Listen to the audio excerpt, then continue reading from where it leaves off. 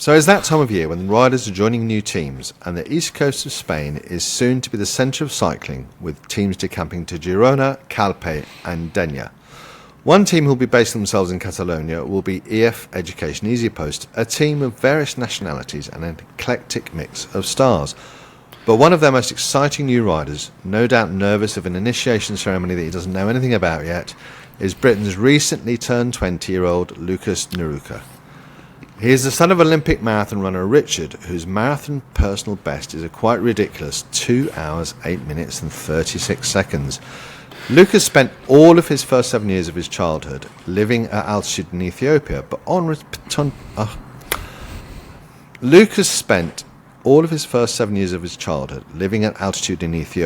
upon returning to his hometown of Brighton, also my hometown, focused on cycling as opposed to his father's profession.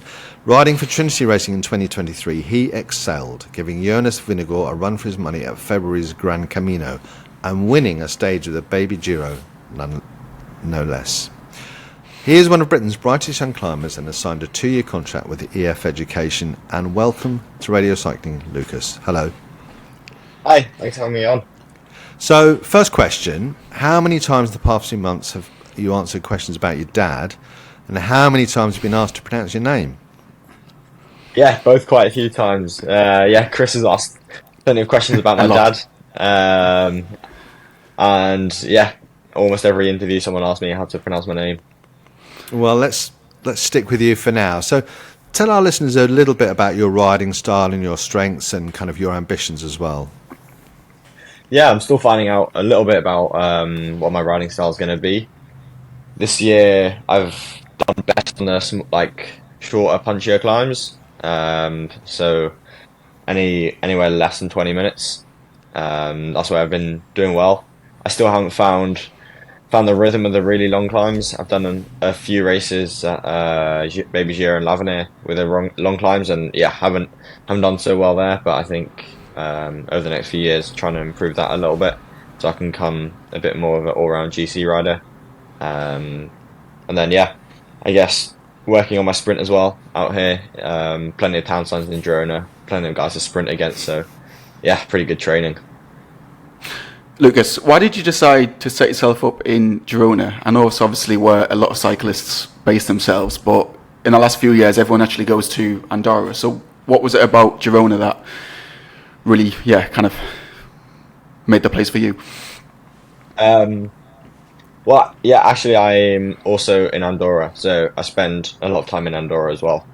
But yeah, for Girona, it's really the weather is the big draw, as well as having lots of other cyclists to ride with, and also it's pretty, especially for the past year, been really easy just to get around. I don't have a car out here at the moment, so being in Girona is quite easy.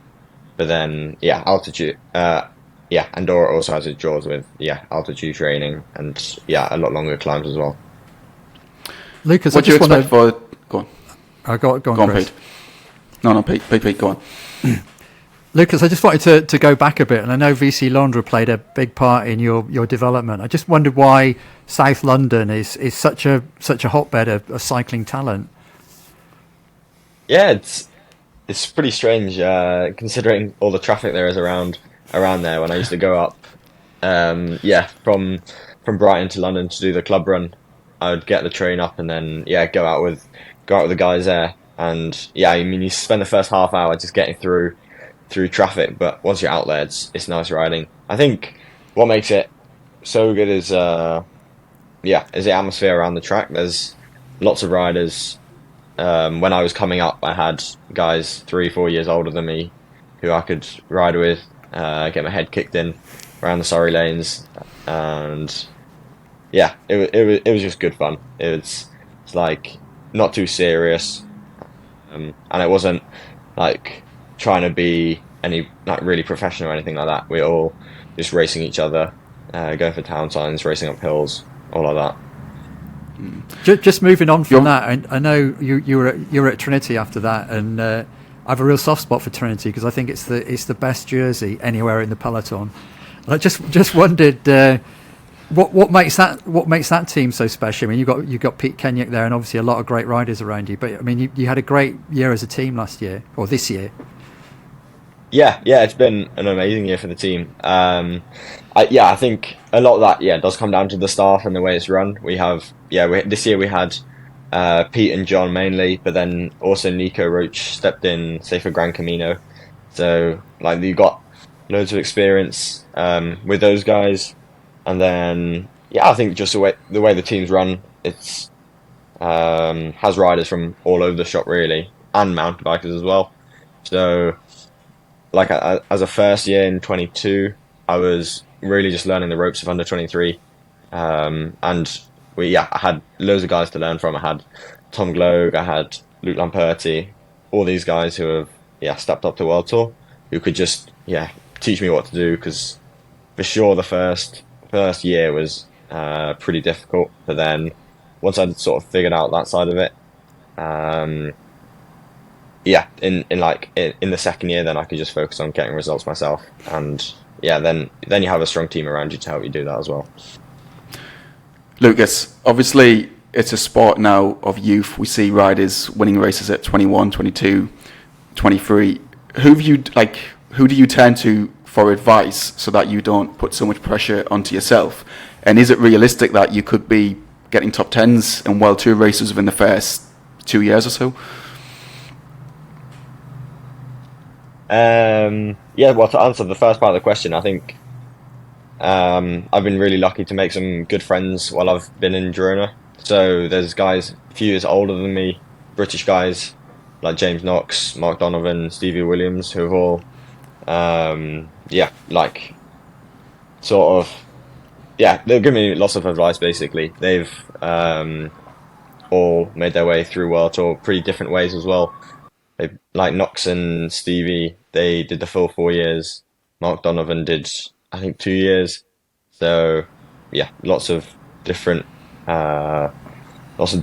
like ways to get into World Tour, and they're all different riders as well. So they've all had different experiences while they've been there, different strengths and weaknesses. So for sure, speaking to those guys have been massively important.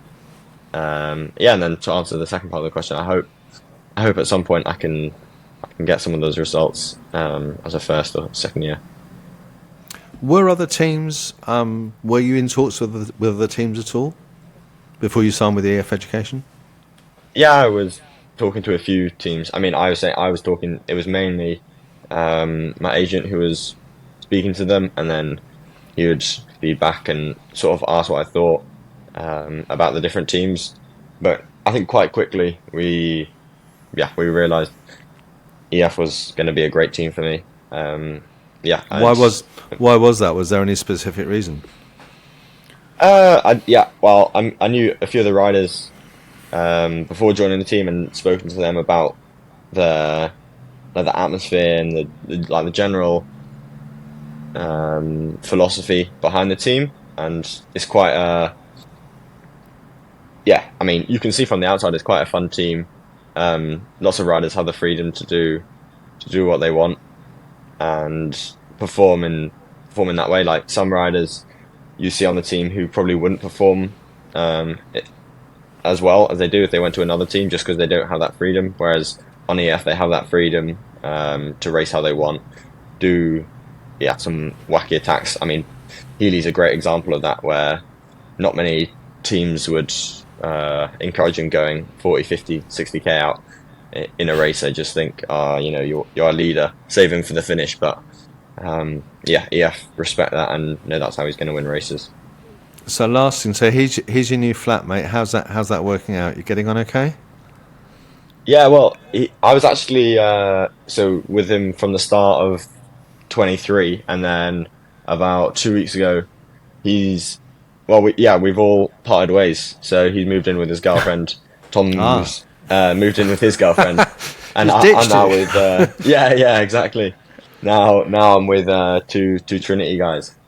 Okay, so that's great. Okay. Yeah. So you do have last thing. Do you have any idea what your program is at the start of the season? I mean, will you be going back to Gran Camino? Do you think? I haven't found out my program. I'll find out on the December camp. So in a couple of days' time. But yeah, I'm not doing down under. That's the only thing I know. But then Okay. after that, I don't know. Well, Lucas, it's been a real pleasure to meet you, and thank you very much for joining us on Radio Cycling. Cheers. Yeah, thanks for having me.